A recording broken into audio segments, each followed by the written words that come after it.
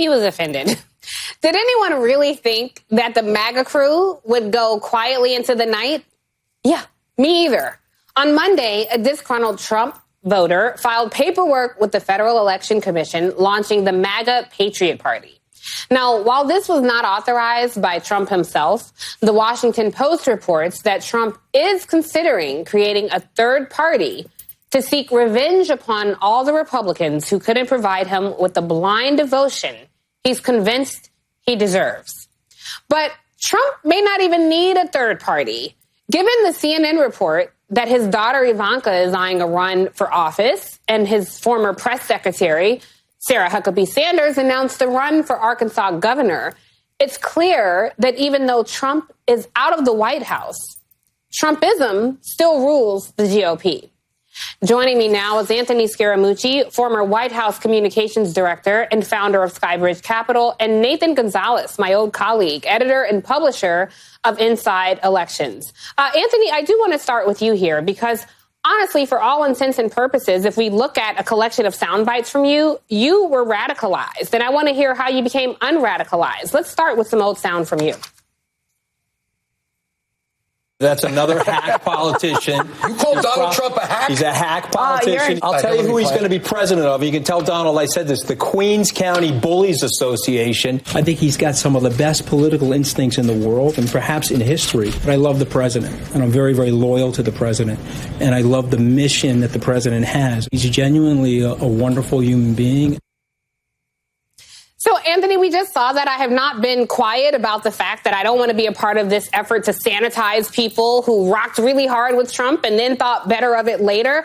But because, as we just saw, you appear to have been radicalized by the MAGA party, I'm curious what's your advice on how we unradicalize people who have drank the Kool-Aid, so to speak? So Tiffany, first of all, I wasn't radicalized. I was a standard garden variety Republican, and many standard garden variety Republicans got trapped in the same dilemma that I was in. So was not radicalized. And I think you're making a mistake about the whole sanitization thing, because you've got 74 million people that voted for Mr. Trump, and not all of them are hardcore MAGA people. There's probably 40 or 50 million people that we need to create an off-ramp for so that we can unite and heal the country. So if you go in that direction with that high sanctimony and that high moral righteousness, I think it's going to be very damaging for the country going forward. You're going to keep the country. Well, I don't know if it's high sanctimony or high moral righteousness. So, fair enough, but I don't know if it's high sanctimony or high moral righteousness right now that let me say, Anthony. All right, you're gonna talk over me. Go ahead. Well, let me just say, I think you're not that going to let Trump, me speak, but go ahead. No, you'll have opportunity to speak. I know you love the camera. I think that there is a lot of people, there's this desire to want to sanitize people who rocked with this president. But quite truthfully, we always knew who Donald Trump was. He was very clear about that on the campaign trail. So this is someone that you still opted to align yourself with. You still opted to go out there and advocate for him. You still opted to join the administration. So if you weren't radicalized, were you an opportunist? And if so, what happens when the next opportunity presents itself?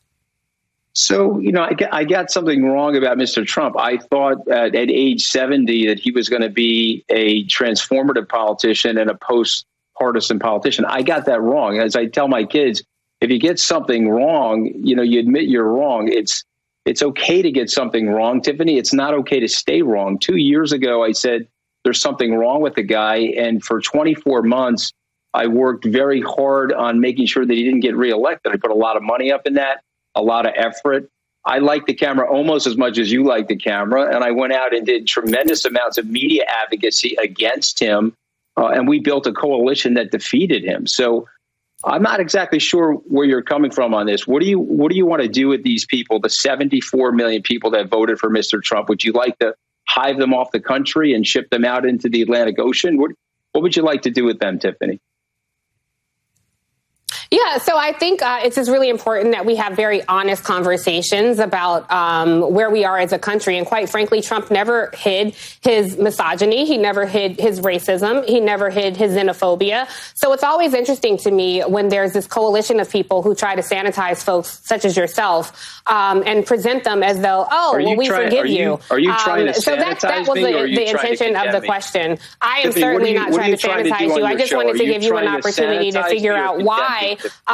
Sure. I just want to give you the opportunity because you did seem like you were radicalized. It wasn't a secret about who he was. But I do want to turn to you, Nathan, because I think that you can offer my whole point. Just answer the question. Are you trying to when you get a show, invite me on and I'll happily come answer your questions. But I want to talk about these actual races because I think it is important to figure out if Ivanka has a chance to win in Florida, if Sarah Huckabee Sanders has a chance to win in Arkansas.